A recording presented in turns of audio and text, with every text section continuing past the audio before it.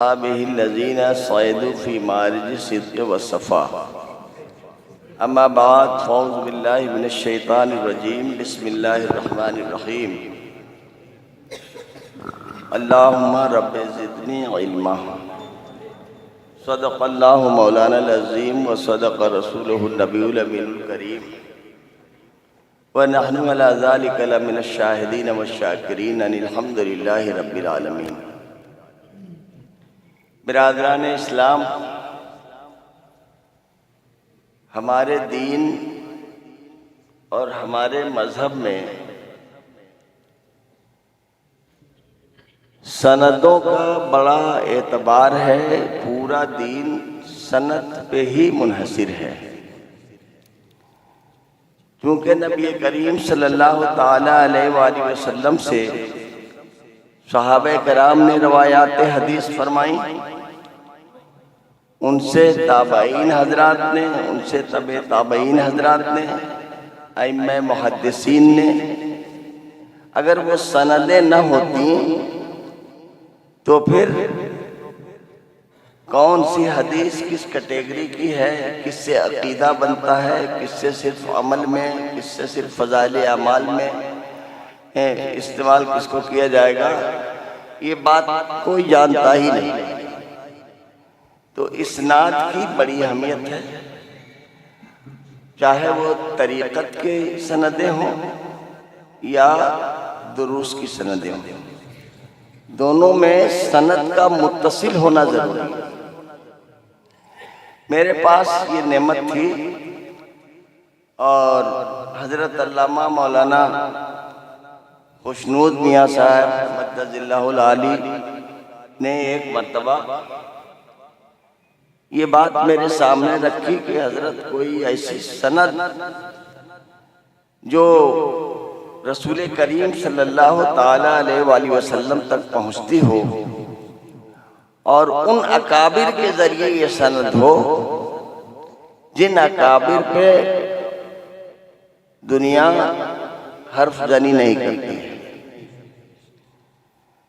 تو میں نے اس وقت حضرت سے وعدہ کیا تھا کہ انشاءاللہ مجھے جو سند ملی ہے کسی موقع سے میں آپ سبھی حضرات کو دے دوں گا، اور آپ پھر اپنے جملہ شاگردوں کو جب حسب موقع چاہیں عنایت فرمائیں۔ تو میرے پاس سب سے پہلے بخاری شریف کی ایک سند ہے، اور یہ حدثنا کے انداز میں بطور تحدیث یہ سند میرے پاس ہے۔ انا قرأتو و سمعتو عن المحدث الکبیر العلامہ ضیاء المصطفیٰ الامجدی والمفتی ظہیر الدین الامجدی الادروی قال اخبرنا صدر الشریعہ الامام امجد علی العظمی قال اخبرنا المحدث وسیع احمد السورتی قال حدثنا مولانا فضل الرحمن گنج مراد آباد شریف قال حدثنا الامام علامہ شاہ عبد العزیز محدث دہلوی قال حدثنی والدی الامام شاہ ولی اللہ الدہلوی قال حدثنا الشیخ ابو طاہر المدنی قال اخبرنی والدی الشیخ ابراہیم الکردی قال حدثنا الشیخ احمد القشاشی قال حدثنا الشیخ ابو المواہب احمد بن عبد القدوس الشناوی۔ یہاں تک جتنی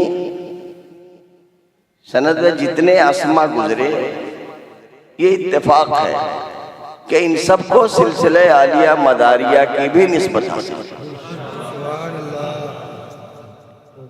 آپ لوگ تذکرہ مشائخ مداریہ میں دیکھیں گے تو علامہ شناوی اور علامہ قشاشی کی سند اس میں لکھی ہوئی ہے۔ تو یہ یہاں تک یعنی اپنے سے لے کر یہ جتنے بزرگوں کا میں نے نام لیا ہے، مولانا فضل الرحمن گنج مراد آباد، انہوں نے اپنی کتاب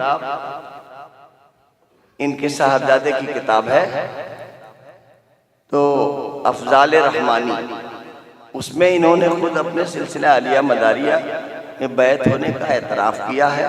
باقی یہاں تک جتنے ہیں سب کے شجرے بھی میرے پاس ہیں اور سب کی سندیں بھی میرے پاس ہیں، تو الحمدللہ یہ سب مداری بھی ہے اور محدث بھی ہے۔ اب آگے کی جو سند ہے، قال اخبرنا شیخ شمس الدین محمد الرملی قال حدثنا شیخ الاسلام زکریا الانصاری قال حدثنا زین الدین التنوخی قال حدثنا ابو العباس احمد الحجار قال حدثنا سراج الدین حسین الزبیدی قال اخبرنا ابو الوقت عبد الاول السجزی قال حدثنا عبد الرحمن الداودی قال حدثنا عبداللہ السرخسی قال حدثنا محمد بن یوسف الفربری قال حدثنا الامام ابو عبداللہ محمد بن اسماعیل البخاری الجوفی۔ اب امام بخاری نے جتنی احادیث اس بخاری شریف جلد اول جلد دوم میں، الادب المفرد میں اور التاریخ الکبیر اور تاریخ الصغیر میں جتنی حدیثیں بیان فرمائی ہیں، ان سب کی سند اس کے آگے میں ایک سند جو آخری حدیث کی سند ہے، اور یہ سند، یہ آخری حدیث جو بخاری شریف کی ہے، یہ سند 3 سندوں میں سب سے زیادہ اقویٰ ہے۔ پھر امام بخاری کہتے ہیں حدثنا عبداللہ علی ابن عبداللہ المدینی۔ علی مدینی یہ وہ امام ہیں جو امام جرح و تعدیل سے بھی مشہور ہیں، محدث بھی ہیں اور امام جرح و تعدیل بھی ہیں، تو امام بخاری کے وہ استاذ ہیں۔ قال حدثنا عبداللہ علی عبداللہ المدینی۔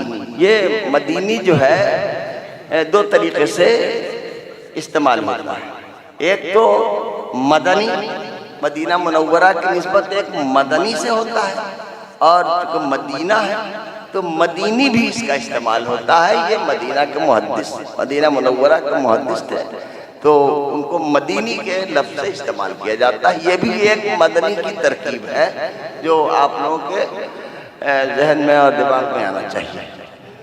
تو قال حدثنا عبداللہ علی عبداللہ المدینی قال حدثنا شعبہ قال حدثنا ابو اسحاق قال حدثنا ابو عبیدہ قال حدثنا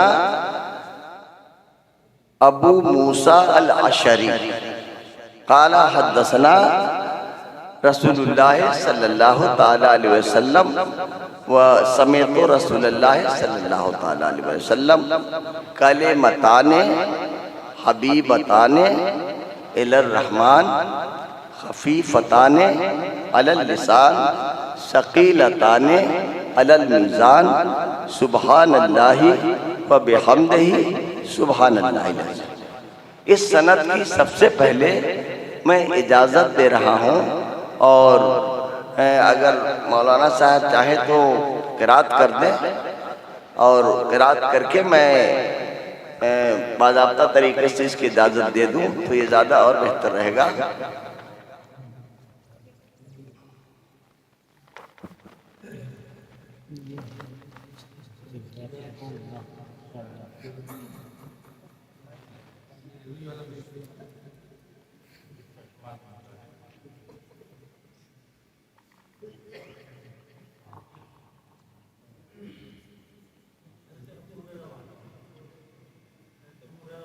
کوئی بات نہیں ہے، وہ آخری حدیث پڑھیں۔ بخاری شریف میں یہ 3 محدثین سے یہ مروی ہے، ایک امام ابو زرعہ رازی سے، وہ بھی امام جرح و تعدیل ہے، اور ایک یہ والی سند ہے، یہ آخری میں جو ہے، اور ایک جو میں نے تلاوت کی ہے وہ۔ تو بخاری کی جتنی بھی سندیں ہیں نا، سب کی اجازت دے رہا ہوں، کیونکہ امام بخاری سے پھر ساری حدیث اور ان کی جتنی بھی کتابوں میں جو بھی حدیث مروی ہے سب کی اجازت دے رہا ہوں۔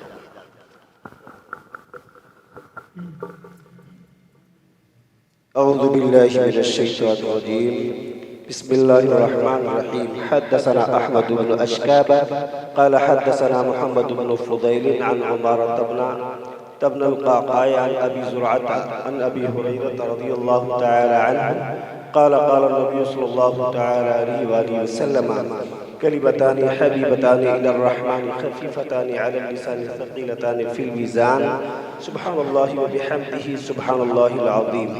قرات علیہ وانا اسمع، اس نسبت سے میں اس سند کو جو میں نے ابھی تلاوت کی ہے، سب سے پہلے مولانا خوشنود عالم لکھتے ہیں، مولانا خوشنود خان صاحب کو اس کی اجازت دے رہا ہوں۔ اور آج کی اس محفل میں آپ جتنے اساتذہ بیٹھے ہوئے ہیں اور جتنے طلبہ بیٹھے ہوئے ہیں، ان کے بعد ان سب کو بھی اجازت ہے۔ سبحان اللہ۔ ایک سند حدیث اور ہے میرے پاس، میں اس کی بھی اجازت دینا چاہ رہا ہوں، اور اس سند حدیث کو سند حدیث سے مسلسل کرتا ہے، حالانکہ وہ سب بھی مسلسل ہے، لیکن محدثین کے ہاں اس سند کو سند حدیث سے مسلسل کہا جاتا ہے، تو اس سند کی بھی اجازت دے رہا ہوں۔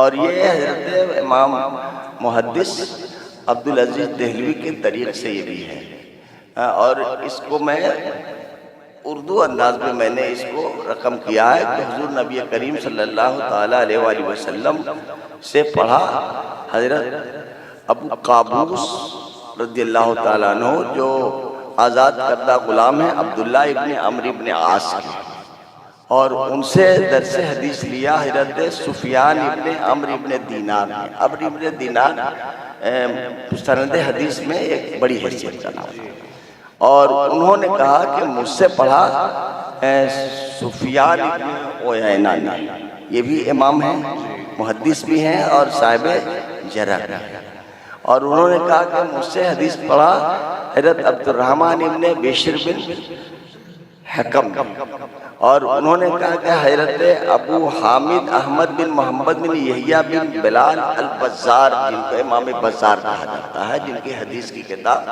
البزار ہے، انہوں نے مجھ سے حدیث پڑھی، اور انہوں نے کہا کہ مجھ سے حدیث پڑھی حضرت ابو طاہر محمد بن محمد محمش الزیادی، اور ان سے حدیث پڑھی ابو صالح احمد بن عبد الملک المؤذن، اور ان سے حدیث کی تلاوت کی ابو سعید اسماعیل بن ابو صالح احمد بن عبد الملک نشاپوری نے، اور ان سے حدیث کی تلاوت کی حضرت حافظ ابو الفرد عبد الرحمن بن علی الجوزی نے، اور ان سے حدیث کی قرات کی حضرت ابو الفرد عبد اللطیف بن عبد المنعم الحرانی نے، اور ان سے حدیث کی تلاوت کی حضرت ابو الفتح محمد بن محمد ابراہیم البکری المیدوی نے۔ انہوں نے کہا کہ میں نے پڑھایا شیخ زین الدین عبد الرحیم بن حسین العراقی کو، اور ان سے حدیث کی تعلیم حاصل کی شیخ ابو الفتح محمد بن ابو بکر بن حسین مراغی نے۔ انہوں نے کہا کہ مجھ سے حدیث کی تلاوت کی شیخ سید ابراہیم التازی نے۔ انہوں نے کہا کہ مجھ سے حدیث کی تلاوت کی اور قرات کی شیخ احمد حجی البحرانی نے۔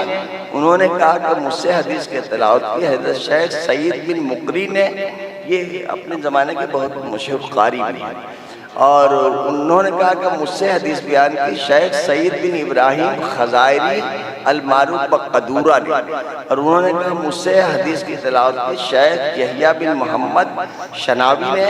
انہوں نے کہا مجھ سے حدیث بیان کی حضرت شیخ عبداللہ بن سالم البصری نے۔ انہوں نے کہا مجھ سے حدیث پڑھی حضرت شیخ سید عمر نے۔ انہوں نے کہا کہ مجھ سے حدیث پڑھی شاہ ولی اللہ محدث دہلوی نے۔ انہوں نے کہا کہ مجھ سے حدیث کی تلاوت کی شاہ عبدالعزیز محدث دہلوی نے۔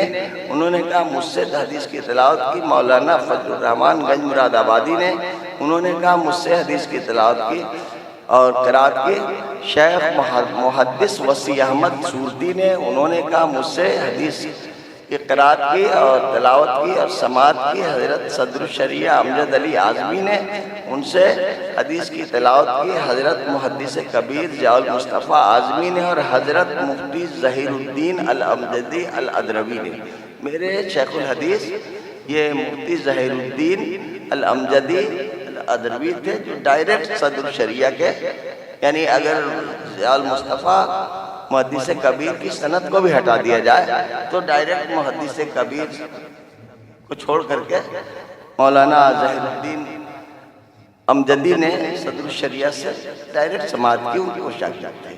تو اس طریقے سے یہ سند اور زیادہ افضل اور بہتر ہے، اور اس سند کی میں آپ سبھی حضرات کو اجازت دے رہا ہوں، آپ اپنے شاگردوں کو اس سند کے ذریعے بھی آپ پڑھا سکتے ہیں۔ یہ رسول کریم صلی اللہ علیہ وسلم تک ایک مسلسل سند ہے۔ سبحان اللہ۔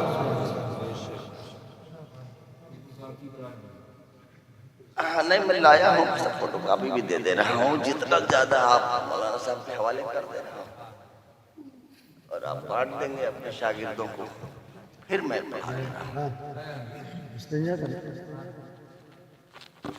اور اس کو آپ لوگ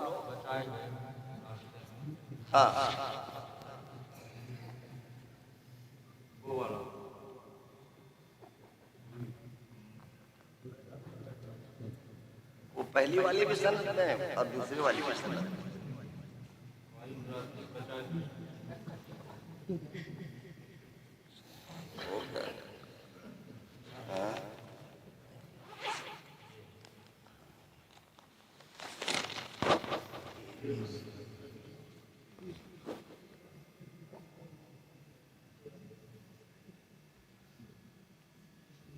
ہاں، ایک سند اور ہے بخاری کی، جو وہ بھی آپ لوگوں کو دے رہا ہوں۔ اس سند میں خصوصی بات یہ ہے کہ امام ابن حجر اسقلانی کے ذریعے یہ سند ہے، تو یہ سند بھی آپ حضرات کے حوالے کر رہا ہوں۔ یہ اس طریقے سے ہے کہ انا قرأت و سمعت عن المحدث الکبیر العلامہ ضیاء المصطفیٰ الامجدی والمفتی ظہیر الدین الامجدی الادروی، دونوں سے یہ مجھے اجازت ہے۔ اور حدیث میں اس طریقے سے ہوتا ہے نا کہ ایک آدمی کچھ دور تک جا کے روایت کرتے ہیں، پھر جو ہے وہ لوٹ کے پھر ایک دوسرے محدث سے روایت ہوتی ہے، تو وہی طریقہ یہاں بھی ہے۔ قال اخبرنا صدر الشریعہ الامام امجد علی اعظمی قال اخبرنا المحدث وسیع احمد السورتی قال حدثنا مولانا فضل الرحمن گنج مراد آبادی قال حدثنا علامہ شاہ عبدالعزیز محدث الدہلوی قال حدثنی والدی الامام شاہ ولی اللہ الدہلوی قال حدثنا الشیخ ابو طاہر المدنی قال اخبرنی والدی الشیخ ابراہیم الکردی قال حدثنا الشیخ احمد القشاشی قال حدثنا الشیخ ابو المواحد احمد بن عبد القدوس الشناوی، یہاں تک یہ مداریہ سند ہے۔ اب آگے قال اخبرنا شیخ شمس الدین محمد رملی قال حدثنا شیخ الاسلام زکریہ الانصاری قال حدثنا الحافظ ابن حجر الاسقلانی قال حدثنا ابو العباس احمد الحجار قال حدثنا سراج الدین حسین الزبیدی قال اخبرنا ابو الوقت عبد الاول السجزی قال حدثنا عبد الرحمن الداودی قال حدثنا عبداللہ السرخسی قال حدثنا محمد بن یوسف الفروری قال حدثنا الامام ابو عبداللہ محمد بن اسماعیل البخاری الجوفی رحمہ اللہ تعالی۔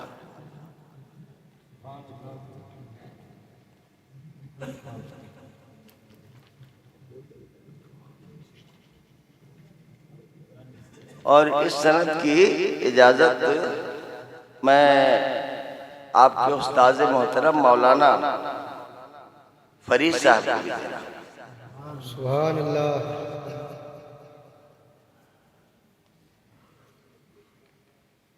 یہ دیکھ لیجیے،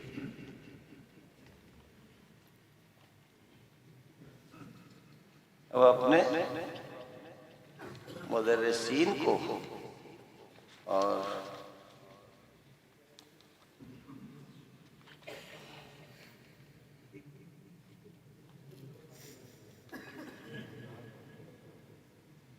نہ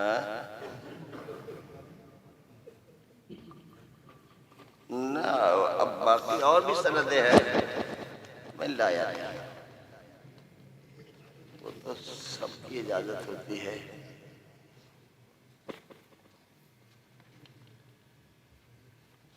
لی سب کی اجازت آپ کو اور آپ کے آج کی محفل میں جتنے لوگ بیٹھے ہیں ایک کتاب یہ اس میں ڈال دیجیے۔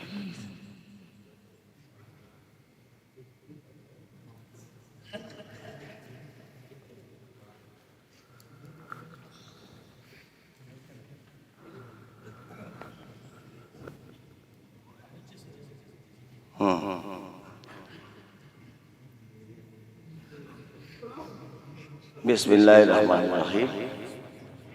حدثنا احمد ابن اشکاب اور اشکاب دونوں روایت، قال حدثنا محمد بن فضیل عن عمارہ بن القعقاع عن ابی زرع عن ابی ہریرہ رضی اللہ تعالیٰ عنہ قال قال النبی صلی اللہ تعالیٰ علیہ وسلم کلمتان حبیبتان الی الرحمن خفیفتان علی اللسان ثقیلتان فی المیزان سبحان اللہ و بحمدہ سبحان اللہ العظیم۔ امام بخاری نے سب سے پہلی حدیث جو اپنی کتاب میں بیان کی ہے وہ حدیث نیت ہے، اور جو پہلا باب باندھا ہے بابو بدء الوحی، اور یہ جو حدیث ہے یہ حدیث کتاب التوحید میں ایمان کی بنیاد وہی ہے۔ تو اصل میں جو کتاب باب الوحی ہے حقیقت میں یہ باب الایمان ہی کا حصہ ہے۔ تو ایمان کی ابتدا وحی اگر نہیں ہے تو ایمان کیسے سمجھیں گے؟ وحی خفی ہو یا وحی جلی ہو، قرآن مجید ہو یا احادیث مبارکہ ہو۔ آمنت باللہ و ملائکتہ و کتبہ و رسلہ والیوم الآخر والقدر خیرہ و شرہ من اللہ تعالی والبعث بعد الموت۔ یہ آخر کے دو جملے ہٹا دیں تو کتاب الایمان میں یہ آخر کے دو چیزوں کو الگ سے حدیث میں بیان کیا۔ نبی کریم صلی اللہ علیہ وسلم سے حضرت جبریل امین نے عرض کیا حدیث جبریل میں مل ایمان یا رسول اللہ؟ قال ان تؤمن باللہ و ملائکتہ و کتبہ و رسلہ والیوم الآخر، ہے نا؟ تو جو جن چیزوں کو ماننے سے آدمی مسلمان ہوتا ہے انہی چیزوں کے انکار سے اسلام سے خارج ہوتا ہے۔ یہ اسلام کی بنیادی چیز ہے، اور جن جن چیزوں کو آپ نے تسلیم کیا ہے اس میں سے کسی بھی چیز کا اگر انکار کرتے ہیں تو آپ دائرہ اسلام سے خارج ہیں، چاہے بعض اعمال کو کریں بعض اعمال کو نہ کریں۔ تو کتاب الایمان میں حدیث وحی کو بیان کیا، اور کتاب التوحید میں کلمتان حبیبتان الی الرحمن کو بیان کیا۔ یعنی بتانا مقصد یہ ہے کہ ایمان کی سلامتی ذکر سے منسلک ہے۔ سبحان اللہ و بحمدہ سبحان اللہ العظیم، یہ کیا ہے؟ یہ ذکر ہے، اور جس کے پاس ذکر ہے سمجھ لیجئے خاتمہ بالخیر ہے، اور جو ذکر سے خالی ہے تو خالی ڈبہ ہے۔ ایمان ان چیزوں کے ماننے سے ہے، لیکن ایمان کا خاتمہ کس چیز پہ ہوتا ہے یا خاتمہ بالخیر کس چیز سے ہوتا ہے؟ تو امام بخاری بتانا چاہ رہے ہیں کہ ذکر سے خاتمہ بالخیر ہوتا ہے۔ اسی لیے یہ ذکر والی حدیث کو اپنی کتاب کا آخری عنوان بنایا، ورنہ اور بھی کسی چیز کو بنا سکتے ہیں۔ دوسری بات یہ ہے کہ اس حدیث میں سب سے پہلے عقیدہ ہے، سبحان اللہ۔ اللہ کی پاکی کا عقیدہ، یعنی الوہیت سے متعلق جو سب سے بڑی چیز ہے، ہر عیب سے، ہر گناہ سے، ہر خطا سے، ہر کمی سے، ہر نقصان سے، ہر اس چیز سے جس سے کمی ہو سکتی ہے ذات میں، ہر اس چیز سے اللہ کو پاک جاننا، شرک سے، کفر سے، ہر چیز سے اللہ کو پاک جاننا۔ تو اللہ پاک کی یہ شان ہے کہ اس کو ہر نقص سے اور ہر کمی سے پاک جانا جائے، یہ عقیدہ سے متعلق ہے۔ اور عقیدہ کے بعد جو دوسرا لفظ آ رہا ہے وہ بحمدہ، عقیدہ کے بعد، تنزیح کے بعد اب یہ اللہ کی تعریف ہو رہی ہے، ثنا ہو رہی ہے، یعنی اس کے سارے اوصاف کا اقرار ہے۔ پہلے تنزیح ہو رہی ہے، پھر اس کے سارے اوصاف کمال کا اقرار ہے۔ اگر یہ چیز نہ ہو، پہلے نفی ہے، پھر سب کا اقرار ہے، سارے خوبیوں کا اقرار ہے۔ تو امام بخاری یہ بتانا چاہتے ہیں اس حدیث میں کہ ہر بندے کے لیے ضروری ہے کہ اللہ کو تمام خوبیوں کے ساتھ مانے جیسا کہ ماننے کا حق ہے۔